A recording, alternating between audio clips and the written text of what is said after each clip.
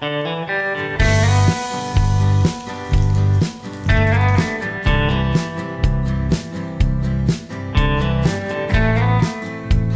friends, welcome to Madras Samayal.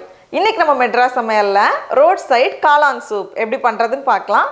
இத வந்து சாயங்கால நேரத்துல பண்றப்போ அது பக்கத்துல போறப்பவே அவ்வளவு கமகம நல்ல வாசனையா இருக்கும். இத வந்து ரொம்ப சுலபமா செஞ்சு முடிச்சிடலாம்.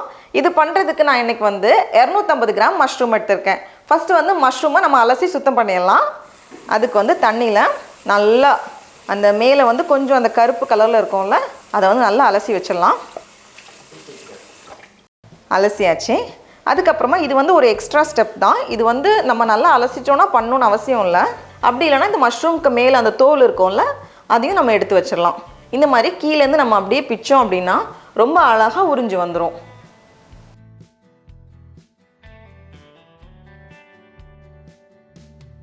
மஷ்ரூமோட தோல் நீக்கினதுக்கப்புறமா இதை வந்து நான் வந்து கொஞ்சம் சின்னதாக கட் பண்ண போகிறேன்.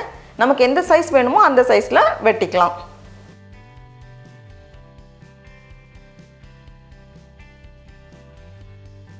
மஷ்ரூம்லாம் ரெடியாக இருக்குது. இப்போ வந்து நம்ம சூப் பண்ண ஆரம்பிச்சிடலாம். அதுக்கு ஒரு பேனில் 2 டீஸ்பூன் நல்லெண்ணெய் சேர்த்துக்கோங்க. அப்படி இல்லைனா நம்ம வந்து வெண்ணெயும் சேர்த்துக்கலாம், நல்லாயிருக்கும். இதில் 3 பல் பூண்டை ரொம்ப சின்னதாக வெட்டி வச்சுருக்கேன், அதை சேர்த்துக்கலாம். கூடவே ஒரு சின்ன துண்டு இஞ்சி, 3 பல் பூண்டுக்கு 1 பல் அளவு தான் இஞ்சி எடுத்திருக்கேன். அப்புறமா ஒரு 1/4 போல் வெங்காயம், அதையும் சின்னதாக நறுக்கி வச்சுருக்கேன். சேர்த்துட்டு லைட்டாக 1 நிமிஷம் போல் வதங்கட்டும். இப்போ இதில் நம்ம வெட்டி வச்சுருக்கோம்ல மஷ்ரூம், அதை சேர்த்துக்கலாம்.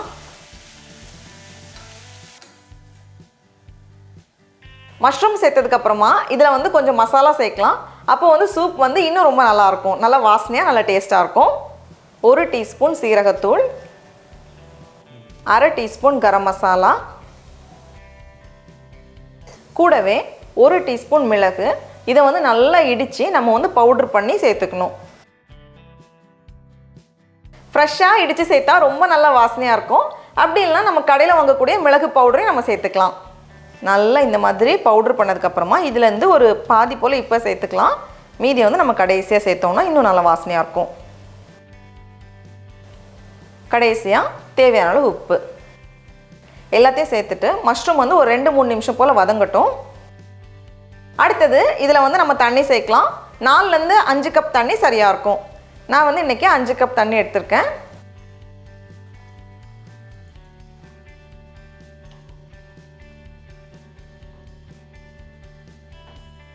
தண்ணி கொதிச்சதுக்கப்புறமா இதை வந்து ஒரு 10 நிமிஷம் போல் நம்ம நல்லா கொதிக்க வைக்கணும். அப்போ தான் வந்து மஷ்ரூமோட ஃப்ளேவர்ஸ்லாம் தண்ணியில் நல்லா இறங்கும், டேஸ்ட் நல்லாயிருக்கும். இருக்கட்டும். இப்போது சூப் ஒரு 10 நிமிஷம் போல் நல்லா கொதிச்சிட்ருக்கு. இதை வந்து கெட்டியாக்குறதுக்காக சோள மாவு தண்ணி நம்ம சேர்க்கணும். அப்போ தான் வந்து சூப் வந்து சாப்பிட்றதுக்கு நல்லாயிருக்கும். 3 டேபிள் ஸ்பூன் சோள மாவு, கூடவே கொஞ்சமாக தண்ணி. இதை நல்லா கலந்துட்டு நம்ம உள்ளே சேர்த்துற வேண்டியது தான். உள்ளே சேர்த்ததுமே கொஞ்ச நேரத்தில் வந்து சூப் வந்து கெட்டியாகும். ஒரு 2 நிமிஷம் போல் இருக்கட்டும். அந்த தண்ணி வந்து நல்லா கெட்டியாகிருக்கு. இந்த ஸ்டேஜில் நம்ம ஸ்டவ் ஆஃப் பண்ணிவிட்டு கொஞ்சம் நறுக்கின மல்லி இலை, 10 சொட்டு போல் எலுமிச்சை பழத்தோட சாறு, இது சேர்த்தா கொஞ்சம் அந்த புளிப்பு தன்மையோடு இருக்கும். இது சேர்க்கலனாலும் பரவாயில்ல. சேர்த்துட்டு இது ஒரு வாட்டி நல்லா கலந்துடலாம். கடைசியாக நம்ம மீதி வச்சுருக்கோம்ல மிளகு, அதையும் அப்படியே சேர்த்துட்டோன்னா அவ்வளோ நல்ல வாசனையாக இருக்கும்.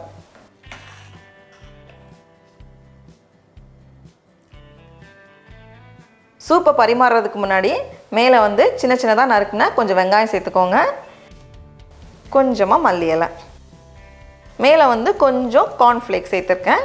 அப்படிலாம் ஏதாச்சும் ஒரு சிப்ஸ் கூட நம்ம உடச்சி சேர்த்துக்கலாம், நல்லாயிருக்கும். டடா, நம்மளோட காளான் சூப் ரொம்ப சூப்பராக தயாராகிடுச்சு. இப்போ நம்ம டேஸ்ட் பண்ணி பார்க்கலாம். ரொம்ப சூப்பராக இருக்குது. அப்படியே சாயங்கால நேரத்தில் இந்த சுட இந்த சூப் சாப்பிட்டா அவ்வளோ நல்லாயிருக்கும். நீங்களும் கண்டிப்பாக இந்த ரெசிபியை வீட்டில் செஞ்சு பாருங்கள். உங்களுக்கு இந்த வீடியோ பிடிச்சிருந்துச்சுன்னா மெட்ராஸ் சமையலுக்கு சப்ஸ்கிரைப் பண்ணுங்கள். நாவின் சுவையரும்புகள் மலரட்டும்.